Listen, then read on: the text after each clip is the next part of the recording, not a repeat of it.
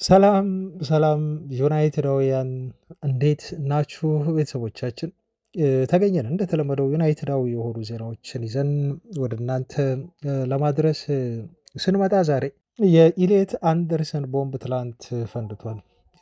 በጣም የምናምናቸው ጋዜጠኞች አሁን ተጫዋቹ ወደ የትኛው የማንቸስተር ክፍል እንደሚሄድ እየነገሩን ነው። ለዩናይትድ አይ ቲንክ ይሄ ጥሩ ዜና ነው ብዬ ነው እኔ በግሌ የምወስደው። ለምን ይሄን እንዳልኩኝ እነግራችኋለሁ። በጣም በጣም ጥሩ የሆነ ዜና ነው በኢሌት አንደርሰን ዙሪያ የወጣው ዜና ብዬ ነው የማስበው። አንዱ ይሄ ነው። በስፋት እናየዋለን ይሄን ጉዳይ እልባት ያገኘ ስለመሰለ።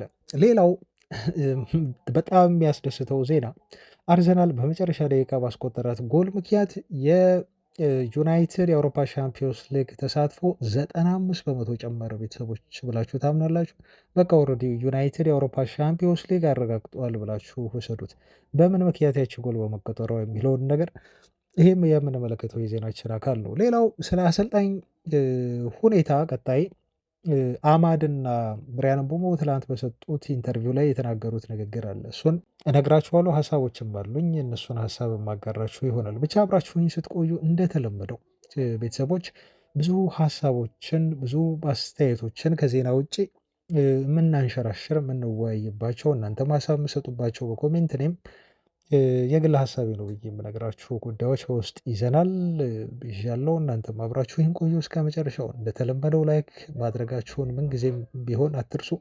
ዛሬም ይሄን ቪዲዮ ላይክ በማድረግ ጀምሩት።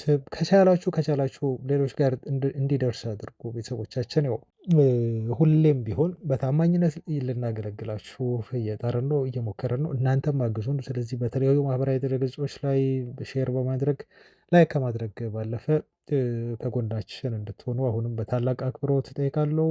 አብራችሁኝ ቆዩ። መልካም ቆይታ። በቅድሚያ ከአስደሳችሁ ዜና ልጀምርና ትናንት ዲያሮ ይሄን መረጃ ይዞ ወጣ። ቀደም ብሎ ነበር ይሄን መረጃ ይዞ የወጣው እና በሪያል ማድሪድ እና በባየር ሙኒክ መካከል ጨዋታ ሳይደረግ ነው እንግዲህ ይሄን ዜና ዲያሮ ይዞ የወጣው። ሪያል ማድሪዶች ባየር ሙኒክን አሸንፈው በሁለቱም የደርሶ መልስ ጨዋታ ነው የምላችሁ አሸንፈው የአውሮፓ ሻምፒዮንስ ሊግ ቀጣይ ዙር የሚሳተፉ ከሆነ የስፔን ክለቦች 5 የሻምፒዮንስ ሊግ ተሳታፊ ክለቦችን ስፖርት ያረጋግጣሉ። ሜቢ አላቅም አሁን ህጉ ምን ይላል? ከአንድ ሊግ 5 ቲሞች ነው ወይ አውሮፓ ሻምፒዮንስ ሊግ እንዲሳተፉ የሚፈቀድላቸው ወይንስ ሌሎች ሊጎችም በሚያስመዘግቡት የኮኤፊሽንት ውጤት መሰረት 5 ሊፈቀድላቸው ይችላል? ያው ሞስት ፕሮባብሊ እንግሊዝ፣ የጣሊያን፣ የስፔን ወይ የጣሊያን ክለቦች ነው የሚሆኑት ወይ የጀርመን ክለቦች ነው የሚሆኑት እና ይህንን ዲያሮዋስ ይዞ ወጣ። ትላንት ማድሪድ በተመለከታችሁት መልኩ ተሸንፈው 2-1 በሜዳው የማድሪድ 2-1 መሸነፍ አሁን የእንግሊዝ ክለቦችን የአውሮፓ ሻምፒዮንስ ሊግ ስፖርት እድል በጣም እየሰፋ እንዲሆነ ያደርገዋል። ምክንያቱም ሙኒክ ለመቀልበስ ኦፍኮርስ ሙኒክ በጣም ከባድ ቲም ነው፣ የሚቀለበስ አይመስልም። አዌ ነው የሚጫወቱት። በእግር ኳስ የማይፈጠር ነገር የለም። ኦፍኮርስ ምንም ነገር ሊፈጠር ይችላል ግን ባየር ሙኒክ አሁን በጣም የተሻለ ወደ ቀጣይ ዙር የማለፍ እድል አለው እና የጀርመን ክለቦችም ኮታ ሊጀምር ይችላል ባየር ሙኒክ የሚሄድ ከሆነ ከዚህ በላይ።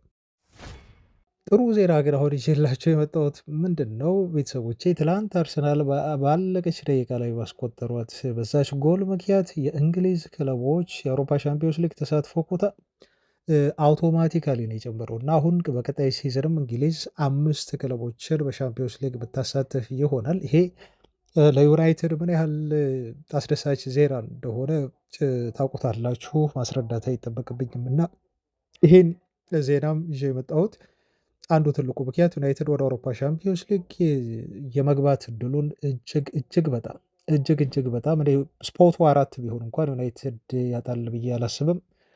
አሁን 5 ከሆነ ደግሞ የዩናይትድ የመሳተፍ እድል እንግዲህ ቢያንስ 4 ጨዋታ ማሸነፍ አለብን ወይ 3 ጨዋታ እና አንድ አቻ። አሁን ግን ቢያንስ አትሊስት ዩናይትድ 3 ጨዋታ ማሸነፍ በቂ ነው ወደ አውሮፓ ሻምፒዮንስ ሊግ ለመመለስ። ከቀሩት 7 ጨዋታዎች ማለት ነው 4ቱን ተሸንፈን 3ቱን ብናሸንፍ እንኳን እናረጋግጣለን። ይሄ የዩኤፋ ያወጣው መረጃ ነው። በጣም ትልቅ ዜና ነው። ወዲያው ኦፕታ ወጣና ከዚህ በፊት 80 አካባቢ በመቶ ዩናይትድ ሻምፒዮንስ ሊግ ገብቷል ሲለን የነበረው ኦፕታ አሁን ግን 95 በመቶ ነው ያለው።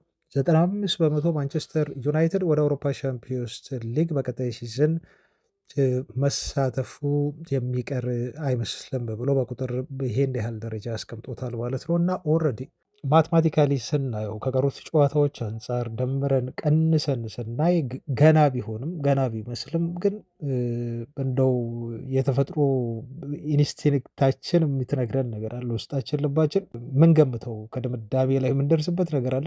ለዛም ዩናይትድን ኦልሬዲ ወደ አውሮፓ ሻምፒዮንስ ሊግ ገብቷል ብዬ በድፍረት እንደው በእርግጠኝነት ባይሆን በድፍረት እንዲሁ ልናገር እችላለሁ ማለት ነው። ቤተሰቦች ይሄ በጣም በጣም የሚያስደስት የመጀመሪያ ዜና ነው። ወደ ቀጣይ መረጃ ስናልፍ ትላንት በደብሊን ሆነው ከአየርላንድ ዋና ከተማ ወጣ ብሎ በምትገኝ እጅግ በጣም ውብ በሆነች ማረፊያ ቦታውን ጎግል አላደረግኩትም አሳይቻችኋለሁ፣ ግን የዩናይትድ ተጫዋቾች ያረፉበትን ቦታ ሞር ጎግል አድርጌ ማቅረቡ ይህን ያህል አስፈላጊ ሆኖ ስላላገኘሁት ነው እንጂ በጣም ውብ የሆነ ፕሌስ ነው ያረፉበት ቦታ። ግን እዛ ሆነው የክለባችን ተጫዋቾች ልምምድ እየሰሩ ደግሞ ፕሬስ ኮንፈረንስ ይኖራል። ዩናይትድ ጨዋታ ካደረገ አሁን ቆይቷል፣ ናፍቆናል በጣም። ስለዚህ ቡድኑ ምን አይነት ሁኔታ ላይ ነው የሚገኘው የሚለውን ነገር የማንቸስተር ዩናይትድ ቴሌቪዥን ለአንዳንድ ተጫዋቾች ቃለመጠይቅ ትላንት ሲያደርግ ነበር እና ቃለመጠይቅ ከተደረገላቸው ተጫዋቾች መካከል ከዚሁ ከአፍሪካ የተገኙት አማድና ብሪያን ምቡሞ ይገኙበት ነበር እና የተለያየ ጥያቄ የቀረበላቸው። ለምሳሌ ቀልቤን ከሳቡት መካከል እንደው አንድ ሁለቱን ላንሳላቸው። አንደኛው ስለ አፍኮን ጠየቃቸው። ስለ አፍኮን ጥያቄ ሲቀርብላቸው እንዴት ነው ሞሮኮ ተሸልማለች፣ ያው ሰስፔንድድ ቢሆንም ግን የአፍኮን ዋንጫን እንድታገኝ ሆኗል፣ ተወስኗል ከሴኔጋል ጋር በፋይናል በተሸነፈም እና ስለዚህ ጉዳይ ምን ትላላችሁ ተብሎ ሲጠየቁ ሁለቱም ኖ ኮሜንት ብለው ነው ያለፉት ማለት ነው፣ ዘለሉት። እና እንደዚህ አይነት ጥያቄዎች አንዳንድ ጋዜጠኞች የሚያነሷቸው በጣም ከባድ ናቸው እና በጣም በሳል የሆነ መልስ ይመስለኛል ይሄ አንዱ ነው። ትልቁ ነገር ግን ስለ አሰልጣኝ ቅጥር ጉዳይም ተጠየቁ። አማድ ስለ ካሪክ ነው በተለይ ተጠየቀው። እንደዚህ ሲል ምላሽ ሰጠ። እኔን በግሌ ከጠየቃችሁኝ አለ የዩናይትድ ቀጣይ አሰልጣኝ መሆን ያለበት ትክክለኛው ሰው ማይክል ካሪክ ነው ሲል ተናገረ። ምክንያቱም አለ ሲያስረዳ፣ ምክንያቱም ብዙ ኤክስፔሪንስ አለው እሱ የክለቡን በደንብ አድርጎ ጠንቅቆ ያውቃል። የክለቡን ዲኤንኤ እና ባህል በደንብ አድርጎ የሚረዳ አሰልጣኝ ነው። ስለዚህ ትክክለኛው ሰው ነው ካሪክ ብዬ አምናለሁ አለ። ነገር ግን በክለቡ አሁን እያደረገ ባለው ነገር ደስተኛ ነኝ። ቋሚም ሆኖ ይስራ ይቀጠር ወይ ደግሞ አዲስም አሰልጣኝ ይምጣ፣ ግን እስካሁን በክለባችን በሰራው ነገር ካሪክ በጣም ደስተኛ ነኝ ሲል ነው የተናገረው። ከእያንዳንዱ ተጫዋቾች ጋር ያለው ሪሌሽንሽፕ በጣም ግሩም የሆነ ግንኙነት ነው ያለው ከሁላችንም ጋር እና እንደዚህ አይነት አሰልጣኞች አንዳንድ ጊዜ ተጫዋቾችን በዚህ መልኩ ትሪት የሚያደርጉ ጥሩ አድርገው የሚይዙ አሰልጣኞች አንዳንድ ጊዜ የቲምን አትሞስፌር የቡድኑን መንፈስ ይቀይሩታል ብሎ ተናገረ ማለት ነው። እና አሁን ዩናይትድ ቤት እየመጣ ያለው ለውጥ እንደው ከአሰልጣኙ አንዳንድ ውሳኔዎች ድፍረት የተሞላባቸው ውሳኔዎች ግን ቤዚክ የሆኑ ውሳኔዎች ባለፈ ተጫዋቾቹን ትሪት የሚያደርግበት መንገድ ሩበን አሞሪም ጋር ያልነበረ በአጭሩ ለመናገር ቤተሰቦች፣ እኛም ስንተቸው የነበረው የአሞሪም የተጫዋቾች አያያዝ ይሄ ፋቨሬቲዝም የሚያደርገው ነገር ጥሩ እንዳልነበረ አማዲያን ይሄን ነገር አስረግጦ ነው የተናገረው ማለት ነው። እና ለእኛ ለተጫዋቾች አለ ደግሞ ቀጣይ የተጠየቀው ጥያቄ ምን መሰላችሁ? እንደው የዩናይትድ አመራሮች አዲስ አሰልጣኝ በሚቀጥሩ ሰዓት ወይ ካሪክ በክለቡ የቆይ ብለው በሚወስኑ ሰዓት እናንተን ተጫዋቾች ማማከር አለባቸው ወይ? በዚህ ጉዳይ ምን ትላለህ ብለው ሲጠይቁት አላቅም አለ። ይህን ጉዳይ ነው ያላቅም አለ። ምክንያቱም ክለቡ በሲዝኑ መጨረሻ ላይ ነው ይሄን ውሳኔ የሚያሳልፈው። እኛን እንደው የኔን ሀሳብ ከጠየቀኝ አሁን ባለን አሰልጣኝ በጣም ደስተኛ ነኝ ነው የሚለው። እኔ በግሌ ነው የሚለው። ግልጹን ለመናገር ይላል እንግዲህ እዚህ ጋር በዋሻው ነገር የለም። ወይም ካሪክ አሰልጣኝ ስለሆነ ለሱ ፌቨር እያደረግኩኝ አይደለም። ነገር ግን እሱ ጥሩ ስራ እየሰራ ነው። እማቀውና የምናገረው ይሄን ብቻ ነው ሲል ነው ማለት ነው የተናገረው። እና አማድ ክለቡ የራሱን ውሳኔ ይወስናል። በማማከር ጉዳይ ላይ እኛን ሊያማክረን ክለቡ አይችልም። የራሱን የውስጥ ውሳኔ ነው የሚወስነው እና በማይክል ካሪክ እጅጉን በጣም ደስተኛ ነን በሚል እንግዲህ ተጫዋቾቹ ውስጥ ያለውን ስሜት በአጠቃላይ ነው የተናገረው። ይሄ የካሪክን የዩናይትድ የአሰልጣኝነት ስራ ይበልጥ የሚያሰፋና እንዴ ምን ያህል ተጫዋቾቹ እንደወደዱት ክለቡ ምን ያህል ኮንሲደር ሊያደርገው እንደሚችል የሚያሳይ ነው። እኔ እንደውም ምን እንደተረዳሁኝ ሲገር ልንገራችሁና የዩናይትድ የቴሌቪዥን ጣቢያ ነው ይህንን ቪዲዮ ወይም ቃለ መጠይቅ የጠየቀው። አላቅም ምናልባት ካሉት ጋዜጠኞች ውስጥ የአየርላንድ ጋዜጠኞችም ሊኖሩ ይችላሉ ብዬ አስባለሁ። ተጋባዥ የሆኑ ግን የዩናይትድ ጋዜጠኞችም ይኖራሉ በዩናይትድ ቴሌቪዥን ስለተላለፈ ማለት ነው። እና ማንቸስተር ዩናይትድ ቲቪ ነው የሚለው። ስለዚህ ይህን ጥያቄ ሆን ብሎ ለተጫዋቾቹ ማንሳት በራሱ ማለማመድ አይመስላችሁም ወይ ቤተሰቦች? ምክንያቱም ካሪክን የመቅጠር እድላቸው ሰፊ እንደሆነ አሁን እኛም እያየን ነው፣ እየታዘብን ነው። መረጃዎችን ዶቶችን ከዚህም ከዛም እያለን እየገጣጠምን አሁን ያ ነው እየተሰማኝ ያለው እኔ በግሌ በተለይ ማለት ነው። ከዚህ በፊት ነግሬያችኋለሁ። ካሪክ ይበልጥ አሁን ለዩናይትድ የአሰልጣኝነት በደንብ እየቀረበ የመጣና ዩናይትድን የሚይዝ አሰልጣኝ ይመስላል። አላውቅም እሱን ምን ያህል ኮንትራት ይሰጡታል ምናምን የሚለውን ነገር ግን በጣም ሲሪየስ የሆነ ዩናይትድን የሚያዝ እድልን እንደውም በፐርሰንት አስቀምጥ ካላችሁኝ ከየትኛውም አሰልጣኝ በላይ የሚበልጥ እድል ያለው አሰልጣኝ እየሆነ መጥቷል። እና ምን ልላችሁ ፈልጌ ነው አንዳንድ ጊዜ ውሳኔ ከመወሰኑ በፊት ደጋፊዎችን ማለማመድ የሚባል ነገር አለና ስለ ካሪክ እዛ ጋር በጣም መጥፎ ነገር ሊናገር አይችልም። እሷ አይ መሆን የለበትም ይሄ ችግር አለበት ስለዚህ አይምጣ ብሎ ሊል አይችልም። ስለዚህ ይህን ጥያቄ ሲያቀርቡ ምን ምላሽ እንደሚያገኙ ያውቁታል እነኚህ ጋዜጠኞች። እና የማንቸስተር ዩናይትድም ቴሌቪዥን ይሄን ነገር አቀርበው ማለት ነው። እና አይ ቲንክ ይሄ የማይክል ካሪክ ዩናይትድ ቅጥር አማራጭ በማጣትም ሊሆን ይችላል፣ ሌሎች ትላልቅ አሰልጣኞች ባለመኖራቸው ማርኬቱ ላይ ሊሆን ይችላል። ማይክል ካሪክም በሰራው እና በዩናይትድ ቤት በአውሮፓ ሻምፒዮንስ ሊግ እንድንሳተፍ መልሶ ሊያደርገን ስለተቃረበም ጥሩም ስለሆኑ ተጫዋቾቹ መልበሻ ክፍል ውስጥ ያለው ሙድ በጣም ሊፍት ስላደረገው ሊሆን ይችላል። ብቻ ኤኒዌይስ ግን ጥሩ የሆነ እድል አግኝቷል። ከካሪክ ውጭ ዩናይትድ አዲስ አሰልጣኝ የሚቀጥርበት እድል ጠባብ እየሆነ መጥቷል። ለዚህም ትልቁ ማሳያ የክለቡ ድጋፍ ሁሉ እንዳለው ነው በደንብ ይሄ የሚያመለክተው የሚመስለኝ ነው አሁን እኔ የምነግራችሁ። ሌላው ምን መሰላችሁ ያው የማንቸስተር ዩናይትድ የቀድሞ ተጫዋቾች ይተቻሉ። ማይክል ካሪክ ሊሆን አይገባም ብለው ይላሉ። እንደው ይሄን ሀሳብ ላንሰው ብዬ ነው። አሁን ቋሚ አሰልጣኝ አድርጎ ዩናይትድ የሚቀጥረው ከሆነ ኖይዙን አስቡት። ኖይዙን እንዳለ እነኚህ ተሰሚነን የሚሉ የቀድሞ ሌጀንድ ተጫዋቾች ሮይ ኪን በሉ ጋሪ ኔቭል በሉ በጣም ጥቂት ነው እሱን ሰፖርት የሚያደርጉት። ፖል ስኮልስን በሉ ክለቡ ላይ ነው የሚወርዱት፣ ክለቡ ላይ ይወርዱበታል። ፕላስ ቀጣይ ሲዝን ልክ የፕሪሚየር ሊግ ጨዋታዎች ተጀምረው ዩናይትድ ትንሽ መንሸራተት የሚጀምር ከሆነ አስቡት ባይብሯቸው ቤተሰቦች ምን ያህል እነኚህ ሶስት ሰዎች በተለይ ይሄው እኛ ብለን ነበረ ማይክል ካሪክ እኮ ኤክስፔሪንስ የለውም እንዲህ ብላ ብላ እያሉ የክለቡ አመራሮችን ውሳኔ ለማጣጣል ማንም የሚቀድማቸው ሰው የለም። ኦፍኮርስ እነሱ ብቻ አይደሉም፣ ግን ሌሎችም ደጋፊዎች አንዳንድ ደጋፊዎች ሊያደርጉት ይችላሉ። ግን ደግሞ እነኚህ የዩናይትድ የቀድሞ ሌጀንድ ተጫዋቾች አብረው የተጫወቱ አብሯቸው ብዙ ነገር ያሳለፈን ልጅ በጣም ስማርት የሆነ በጣም የተረጋጋን አሰልጣኝ የሚያውቁትን አሰልጣኝ ማለት ነው ከመደገፍ ይልቅ መተቸትን አስቀድመው አይሆንም እሱ ብለው እያሉ ነው የሚገኙት። ይሄ የውስጥ መንፈሳዊ ቅናት ሊሆን ይችላል ወይ ደግሞ እንደው ፋክትም ሊኖራቸው ይችላል፣ እውነታም እነሱ ጋር ሊኖር ይችላል። ግን ደግሞ ለዩናይትድ አመራሮች ትልቅ የቤት ስራና በጣም ሪስክ ያለው ውሳኔ እንደሆነ ደግሞ እንረዳለን ማለት ነው። ይሄን በጣም ባክላሽ ሊያደርግ ይችላል ትንሽ ስህተት ከተፈጠረ ቀጣይ ሲዝን ላይ ልላቸው ፈልጌ ነው። ሉክ እንግዲህ አሁን ተመልከቱ። ለምሳሌ አሁን የኮምፓኒ ጉዳይ ላንሳና ልወጣ በዚህ ጉዳይ ላይ ኮምፓኒን ከዚህ በፊት ነግሬያቸዋለሁ። በርንሌይን ይዞ ያወረደ አሰልጣኝ ነው።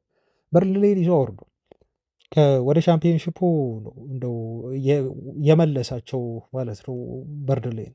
ይሄ አሰልጣኝ ግን ባየር ሙኒኮች አምነውበት ይሄን አሰልጣኝ ሲቀጥሩት ያኔ በጣም የእብደት ውሳኔ ተብሎ ነበር ሲናገር የነበረው።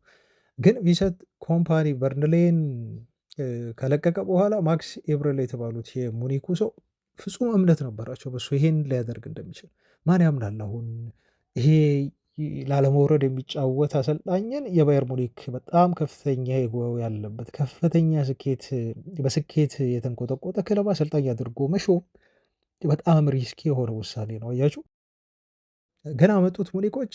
ከዛ በኋላ ዘ ሬስት ኢዝ ሂስትሪ የመጣው ውጤት የምትመለከቱት ነው። ኦልሬዲ ቡንደስሊጋውን ለኔ በልተዋል። አሁን ሙሉ ትኩረታቸው አውሮፓ ሻምፒዮንስ ሊግ ነው። ሻምፒዮንስ ሊግ ላይ ሪያል ማድሪድን እንዴት አድርገው እንዳሸነፉ ትላንት ተመልክታችኋል። ከጨዋታ ብልጫ ጋር ነው ያሸነፉት። ማድሪድ እነሱን ቀልብሶ በተለይ በእነሱ ሜዳ ሙኒክን ጥሎ ማለፍ በጣም ነው ከባድ የሚሆንበት፣ ዳገት ነው የሚሆንበት። አይሆንም አይደለም ግን ከባድ ነው።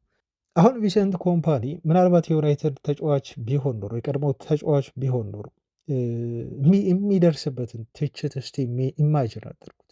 እንደ ጋሪ ኔቭል፣ እንደ ፖል ስኮልስ፣ እንደ ሮይ ኪን ምን ብለው አስተያየት ሊሰጡበት እንደሚችሉ እስቲ ኢማጅን አድርጉት።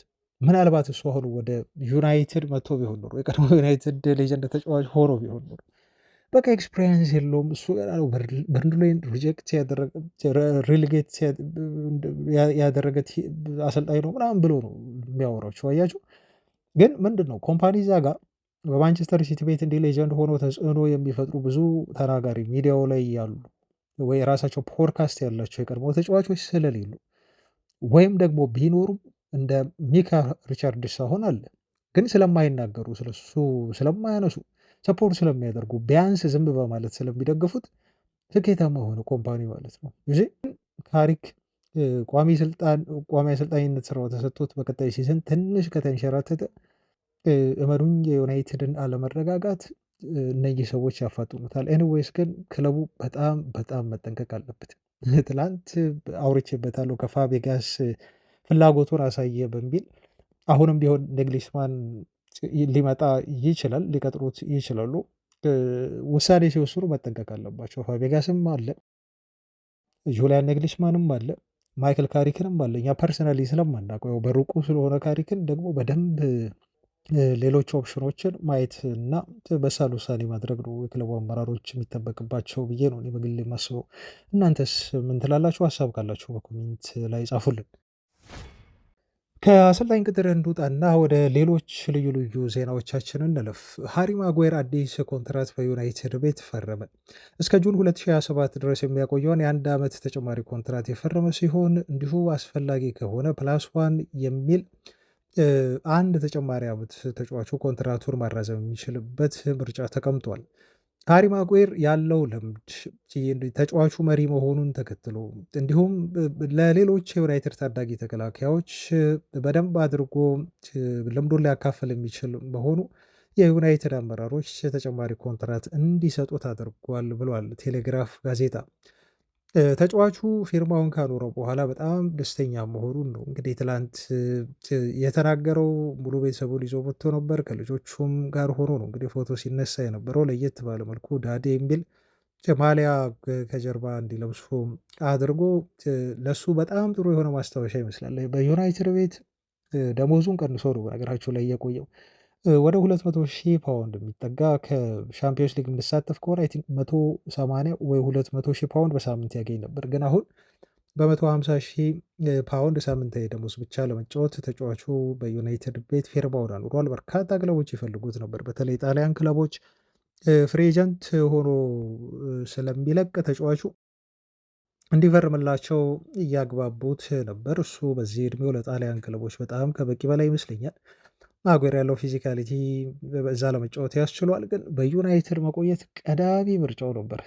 በጣም ቀዳሚ የሆነ ምርጫው ማጓየር ይሄንን አሳክቷል እና እሱም ቤተሰቦቹም እጅግ በጣም ደስተኛ ናቸው። አላቅም ዩናይትድ እሱን ኮንትራት በማራዘሙ ምክንያት በዝውውር መስኮቱ ላይ ተከላካይ ለማስፈረም ገበያ ይወጣል አይወጣም የሚለው ክለቡን በደንብ የምናይ ይሆናል። አሁንም ዩናይትድ ሴንተር ባክ ይፈልጋል ተብሎ እየተገለጸ ነው ያለው። ከቦሩሲያ ዶርትመንዱ ሴንተር ባክ ጋር ስሙ ተያይዟል፣ ነግረናቸዋል።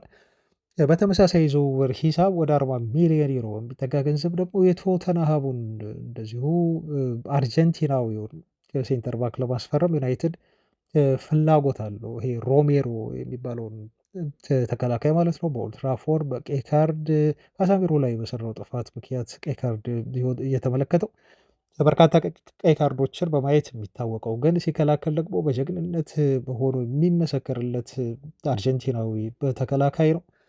በቶተንሃም ሊለቅ ይችላል እና ዩናይትድ 40 ሚሊዮን ዩሮ ብቻ ነው ለዚህ ተጫዋች ማቅረብ ያለበት። ይህን ገንዘብ ከሰጡ ቶተንሃሞች ለዩናይትድ ይሸጡታል ልጁን ተብሎ እየተዘገበ ነው የሚገኘው ሃሪ ማጉዌር ላይ ተጫዋች ሌላ ሴንተር ባክ ክለቡ የማይጨምር ከሆነ ግን ቀጣይ ሲዝን ላይ በምንሳተፍባቸው በርካታ ውድድሮች ወይም መድረኮች ላይ ዩናይትድ ችግር ሊገጥመው እንደሚችል ከማርቲኔዝ ጉዳት ሰሞኑን ስላችሁ ነበር። ከዚህ በፊትም ብየዋለሁ። ከማቲያስ ዴሊክት ደግሞ በጣም የጸና ህመም ምክንያት ዩናይትድ ችግር ውስጥ ሊወድቅ ይችላል። እነኚህን ሁለት ተጫዋቾች ልትተማመኑባቸው የማትችሏቸው ተከላካዮች ስለሆኑ ዩናይትድ ቀጣይ ክረምት ላይ ማጉዌር ቢፈርሙም አዲስ ተከላካይ ለማስፈረም ገበያው ላይ እንደሚወጡ ነው የሚጠበቀው። እንቀጥል ቤተሰቦች፣ ዜናዎቻችን እየቀጠሉ አሁን ዋና ዋና የሆኑ ዜናዎች አሉን። ደግሞ ይበልጥ ወደ ተጨባጭ የሆኑ የዝውውር ዜናዎች ናቸው አሁን ማደርሳችሁ እና ድጋፋችሁ እንደተለመደው አይለየን። ቪዲዮውን ላይክ አድርጉ። 500 ላይክ ሁሌም ትሰጡናላችሁ፣ ከፍ አድርጉልን። ወደ 600 700 ላይክ የምትሰቡን በጣም የተወደዳችሁ የተከበራችሁ ቤተሰቦቻችን በሙሉ ላይክ እንድታደርጉ ጠይቃለሁ። አሁን የምነግራችሁ ዜና ደስ አይልም። እውነት ለመናገር ቤተሰቦቻችን የኤሊየት አንደርሰን ዝውውር ጉዳይ ትላንት በደንብ በስፋት የሰማችሁት ዜና ይመስለኛል። ግን ይህን ጉዳይ እንዲሁ ላጥራላችሁ፣ ተስፋ ልሰጣችሁ አይደለም። የሲቲ ዝውውሩ አሁንም ቢሆን በሚረር ጋዜጣ የተወራ ነው። ከዛ በኋላ ደግሞ በጣም ምናምናቸው የተባሉ የመረጃ ምንጮች ፍንጭ እየሰጡን ነው። በይፋ አላወሩም፣ ምክንያቱም ቶታሊ ይሄ ነገር ያለቀለት ጉዳይ አይመስለኝም። ስለዚህ እንደው ፍንጭ ግን በደንብ አድርገው እየሰጡን ይገኛሉ። ምንድነው እያሉ ነው ያሉት? ማንቸስተር ሲቲዎች የኢሊየት አንደርሰንን ዝውውር እንዳያጠናቀቁት ነው የተሰማቸው፣ ወይም በቃ በእነሱ አጠናቀውታል። ኖቲንግሃም ፎረስቶች የጠየቁትን መክፈል የሚገባቸውን ነገር በሙሉ በዚህ ተጫዋች ዝውውር ላይ ሊከፍሉ ሲቲዎች ፈቃደኛ ናቸው ተባለ። ፐርሰናል ነገሮችን ከተጫዋቹ ጋር ተስማምተው ጨርሰዋል ሲቲዎች። ከዩናይትድ ቀድመው ዝውውሩን ለማጠናቀቅ በጣም ፑሽ አድርገዋል። በጣም ፑሽ ያደረጉት ተሳክቶላቸው ልጁ ተቀብሏቸው ኮንትራቱን ለነሱ ለመፈረም ተስማምቶ እሺታውን ሰጥቷቸዋል። አሁንም ቢቀረው ከፎረስት ጋር ነው። ፎረስት ከሊጉ የሚወርድ ከሆነ ምናልባት የተጫዋቹ የዝውውር ዋጋ ይቀንሳል ተብሎ በሲቲ ቤት ይጠበቃል፣ ይታመንበታል።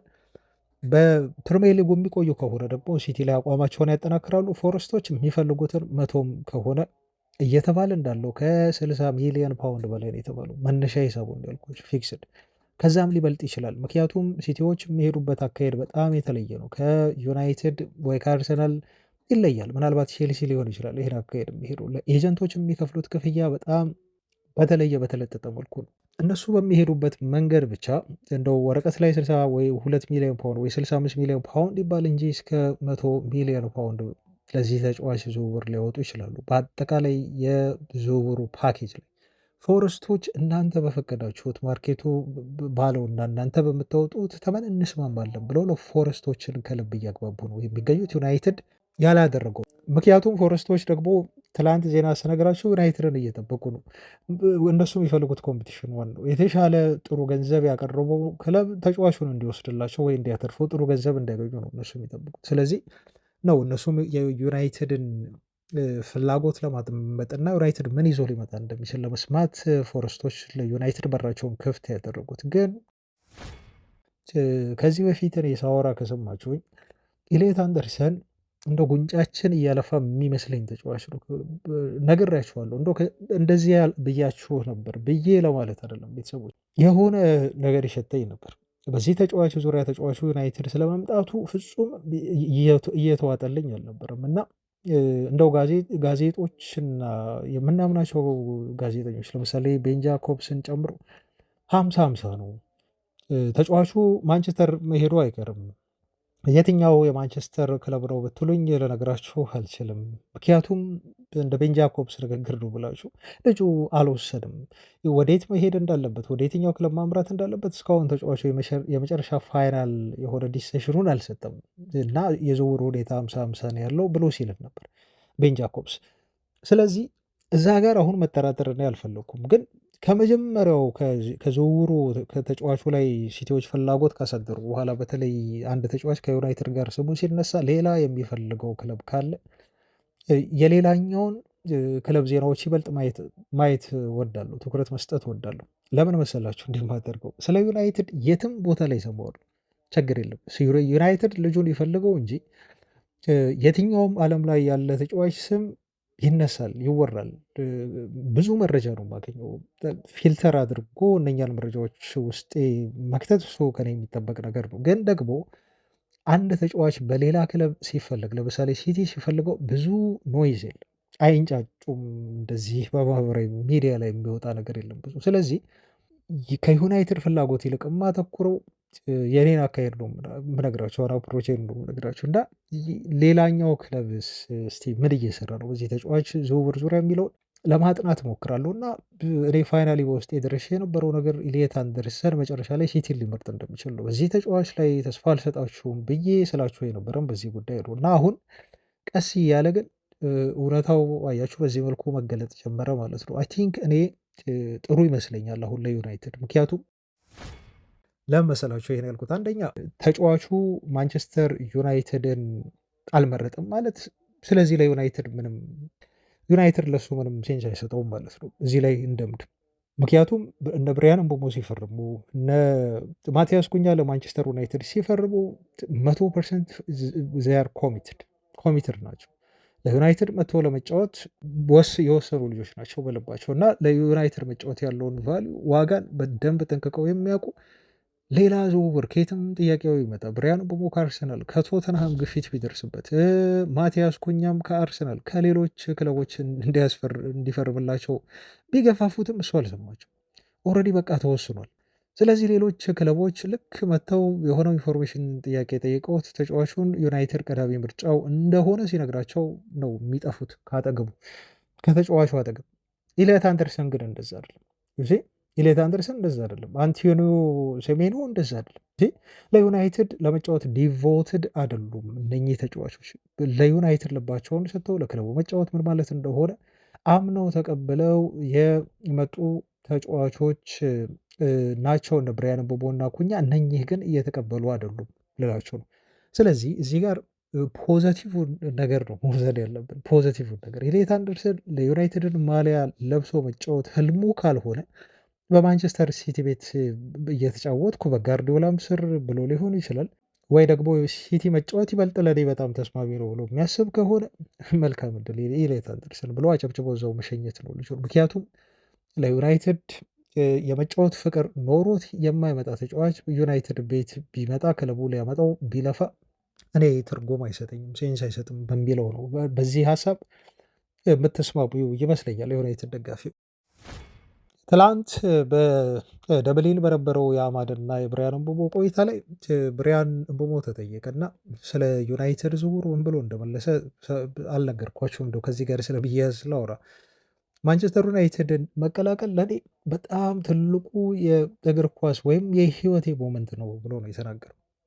እና ቻሌንጅ መውድ ተጫዋች ነኝ ያለ ሰው ለዩናይትድ መጫወት በጣም ከባድ እንደሆነ በተለይ ያው ኖይዙ ስላለ ደጋፊዎች በጣም ጫና ስለሚያሳድሩ ተጫዋቾች ላይ ይህን ጫና አውቃለሁ አለ። መጀመሪያ ግን ልጋፈጠው የምፈልገው አይነት ጫና ነው፣ ይህን ቻሌንጅ እፈልገው ነበራል፣ እወደዋለሁም ነው ሲል እሱ የተናገረው ማለት ነው። ስለዚህ ዩናይትድ ቤት ሄጄ ምንም አይነት ጫና እንደማይሰማኝ እና ይህን ጫና ተቋቁሜ ውጤታማ እንደምሆን በደንብ እርግጠኛ ነበርኩ። ለዛ ነው ወደ ዩናይትድ የመጣሁት እና በጣም ደስተኛ ነኝ ብሎ ነው የተናገረው። ፈልጎ መርጦ ዩናይትድ የመጣ ልጅ ነው ማለት ነው። አያችሁ። ስለዚህ ኩኛንም ብጠይቁት እሱማ ቅልጥ ያልኩ ዩናይትድ ደጋፊ ነኝ ብሎ ነው የሚሏችሁ። ከቤተሰቦቹ ጋር እንዴት ዩናይትድን ሲያይ እንደነበር ምናምን ነው የሚነግራችሁ። ስለ ቲሙ ሲያወራ በጣም ይገርማቸዋል። በቃ እና እንደዚህ አይነት ፓሽን ከሌላቸው ተጫዋቾች ለገንዘብ ብለው የሚመጡ ከሆነ አያምሹር እርግጠኛ ነኝ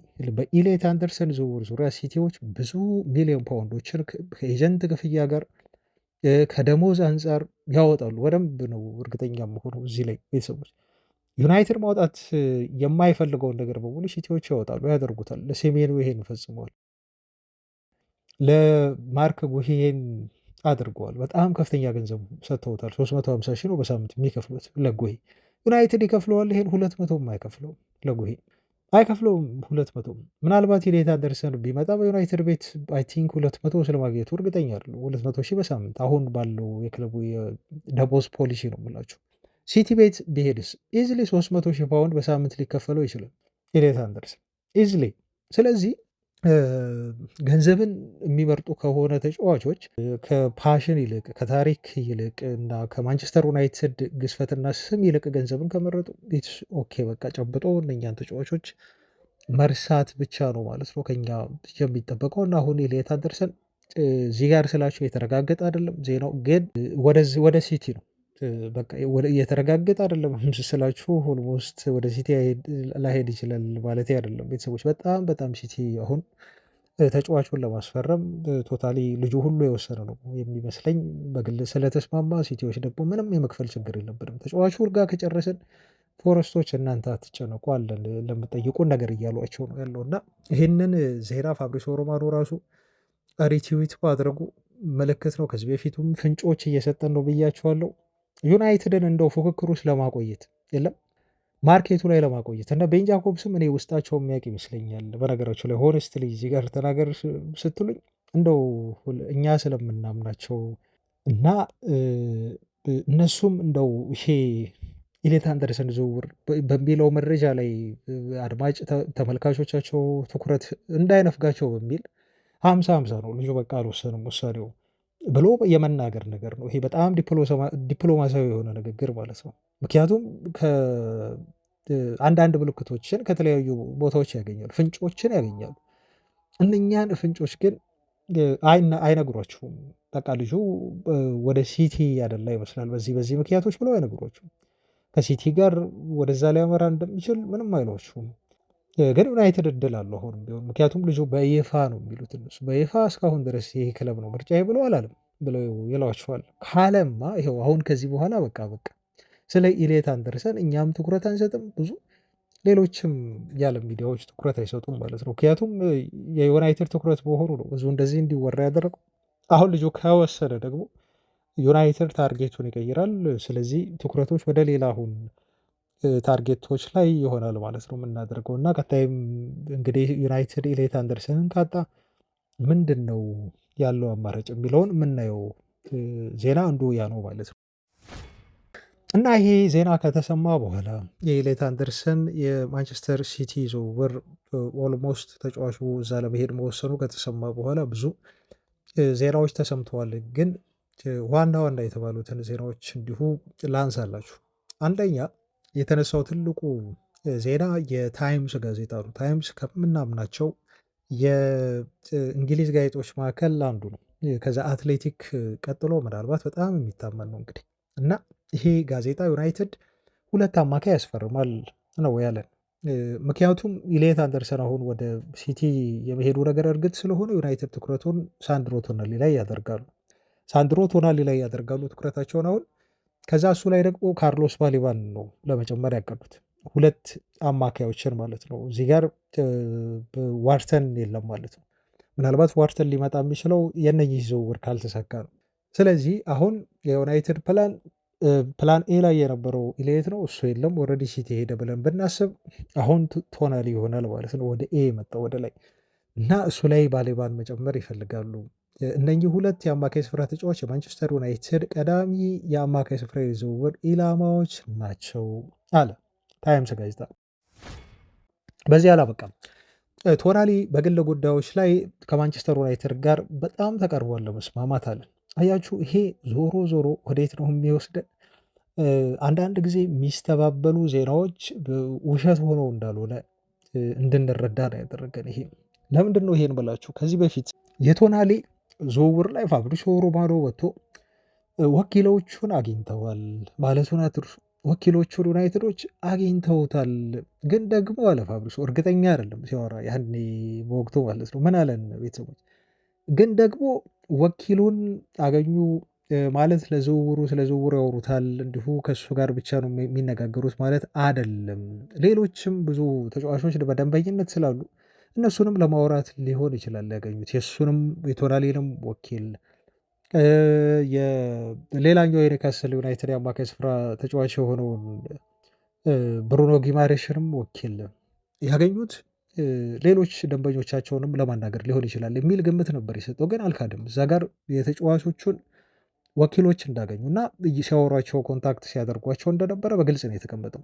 ከዛ ክሬግ የተባለው የኒውካስል ዩናይትድ ጸሐፊ ነው እንግዲህ እሱ ስለ ኒውካስልን በተመለከተ ይጽፋል ዴይሊ ሜል ጋዜጣ ላይ እና እሱ ዩናይትድ ይሄን ልጅ ቀዳሚ የዝውውር ኢላማ አድርጎታል እና ይሄ ቶናሊን ማስፈረም ነው በዩናይትድ ሰዎች መካከል የሚፈለገው። ይሄን ዜና እንዲሁ ትኩረት ስጡት፣ በቶናሊ ወደ ዩናይትድ ሊያመራ ይችላል የሚል ዜና አቅርቦ ነበር። አሁን እነኚህ ዜናዎች እውነት እየሆኑ ፖፕ እያደረጉ መጡ ማለት ነው።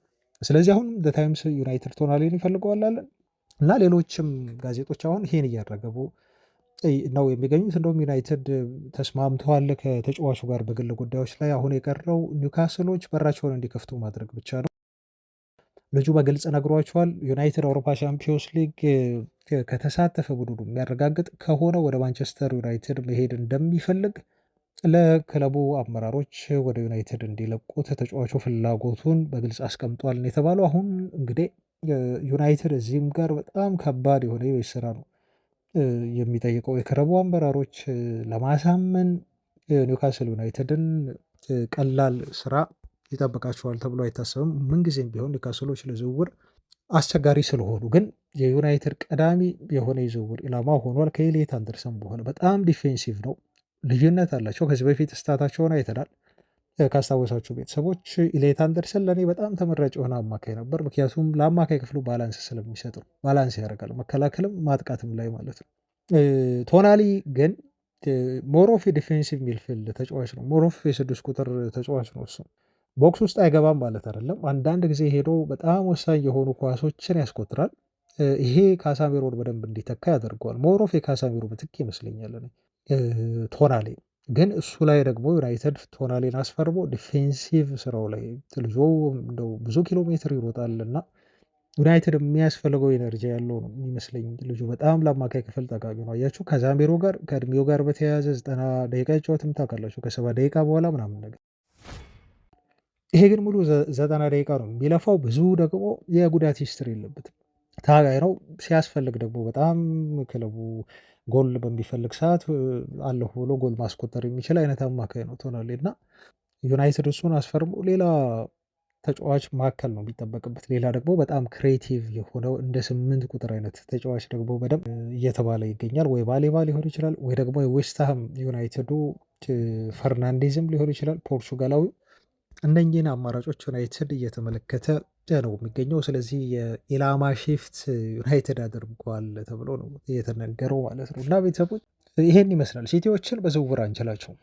አንደኛው የገንዘብ አቅማችን፣ ሁለተኛ ስትራቴጂያቸው በጣም ከባድ ነው። አፕሪሼት ነው ማድረጋቸው። የሲቲ የዝውውር ስትራቴጂ ኮፒ መደረግ አለበት።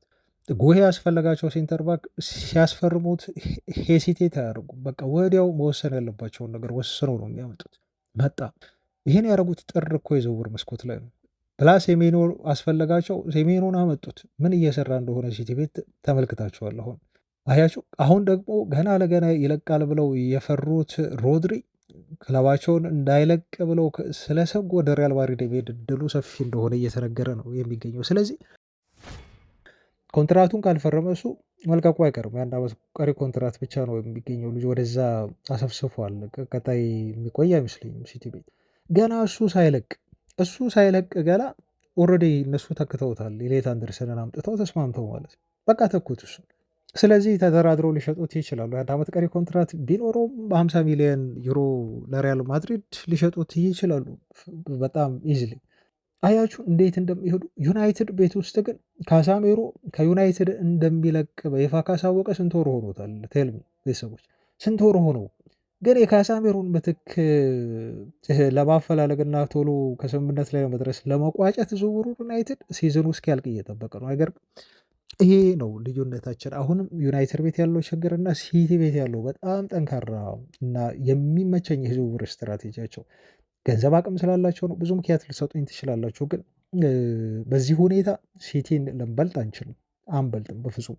ይሄን ለማለት ነው። ለማንኛውም ቤተሰቦች አዲስ ነገር ካለ ነገም ይዤላችሁ እመጣለሁ። አብራችሁኝ ስለነበራችሁ እጅግ ከልብ አመሰግናለሁ። ፋሚሊዎች ነገ እንገናኛለን። እስከዛ ሰላም ሁኑ ባይ